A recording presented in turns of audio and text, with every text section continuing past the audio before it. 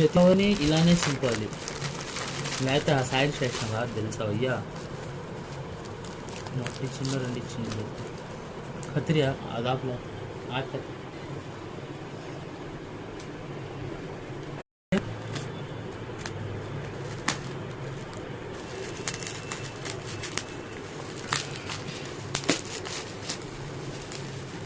ఒకటి వచ్చింది రెండు వచ్చింది ఒకటే వచ్చింది.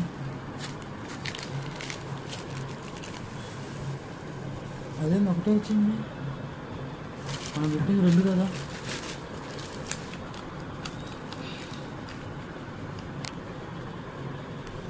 అప్పుడప్పుడు ఇట్లా చెక్ చేసుకోవాలి, పెట్టాము ఎన్ని వచ్చినాయని కూడా.